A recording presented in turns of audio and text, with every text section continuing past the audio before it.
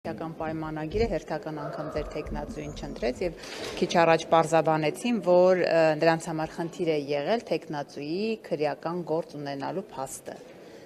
Այս առումով ինչ կասեք եւ արդյոք հաջորդ թեկնածուն երբ որ դուք որոշեք, այս փաստը հաշվի կառնեք։ Նախ նշենք դրանից, որ Հայաստանի Հանրապետության ազգային ժողովի պատգամավորները, ներառյալ քաղաքացիական պայմանագիր խմբակցության անդամները պետք է նախ եւ առաջ հարգեն անմեղության կանխավարկածի ինստիտուտը եւ դրանով առաջ շարժվեն, որտեղ մենք բոլորս հասկանում ենք, որ այսօրվա դրությամբ Հայաստանում հարուցվող քրեական գործերի անդիմադիր դաշտի ներկայացուցիչների նկատմամբ ինչ բնույթ են կրում, հիմնականում քաղաքական հետապնդման, իսկ որոշ դեպքերում քաղաքական վրեժխնդրության արդյունք են եւ բնականաբար հաշվի առնելով այս հանգամանքը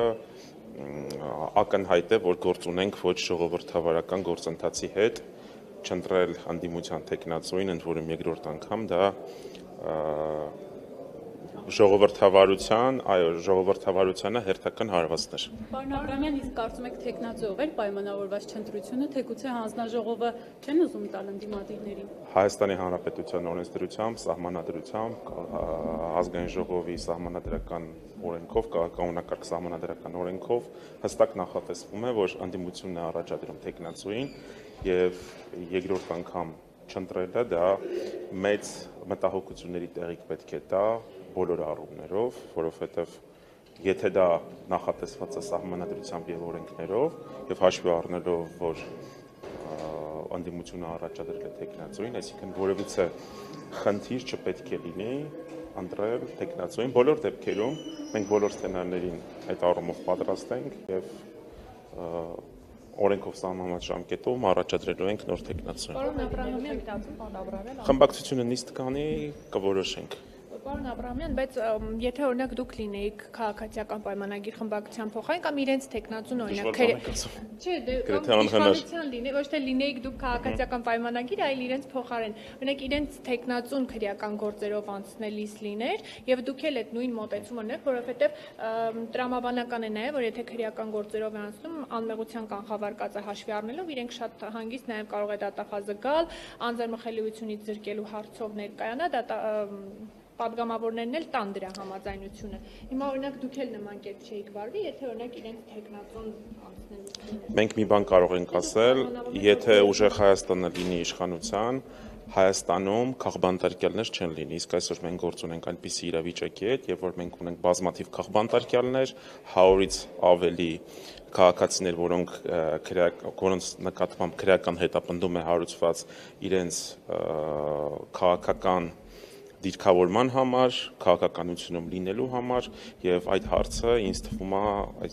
տեղին չի այն առումով, որ մեր դեպքում բոլոր դեպքերում դա բացառված էր լինելու։ Իսկ լսում եմ։ Եթե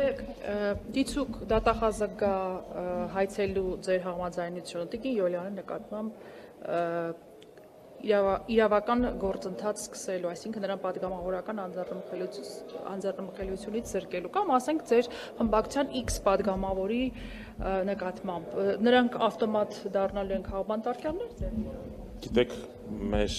տեսեք, ես նստած եմ, տեսել եք առաջին շարքում Պարոն Կարապետյանն է, ում նկատմամբ ապօրինի քրեական հետապնդում է, մյուս կողմում պարոն Դավիթ Ղազինյանն է, մեջքիս հետևում պարոն Մամիկոն Ասլանյանն է, ով 3 տարվա ազատազրկման դատապարտած եղել։ Պարոն Դավիթ Ղազինյանը կալանավորվել է ապօրինաբար նրա համար, որ երկու հոգի իրար միջև ինչ որ բան են խոսացել եւ այսպես ասած մտածածին քրեական գործ է։ Դատախազը, որ ասում եք X պատգամավորի, ցանկացած պատգամավորի նկատմամբ էլ կարող է գալ, որովհետեւ այսօրվա դրությամբ լինելով քաղաքականության մեջ դիմանքը, որ այսօրվա դրությամբ իրավապահ համակարգը մահակ է ծառայում իշխանությունների ձեռքին, ինձ թվում է պատասխանական հայտ է այն ինչ որ տեղի ունենում այսօր նաև երկրորդ նախագահի եւ ընտանիքի, այն ինչ որ տեղի ունենում ընդհանուր անդիմադիր դաշտի ներկայացուցիչների հանդեպ, դա քրեական, դա քաղաքական հետապնդման վառ օրինակ է։ Պարոն Աբրամյան, վաղը վեհափառի եւ 6 եպիսկոպոսների գործով հերթական, այսպես ասած, դատական նիստն է, վեհափառը արդեն հայտարարել է, որ չեն մասնակցելու այդ դատական նիստին։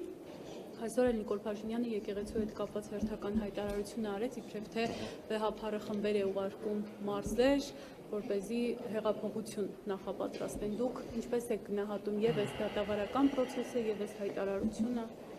Գիտեք, կան հայտարարություններ, որոնց մասով ուղղակի ինչ ասես այդ մեկնաբանության մասով,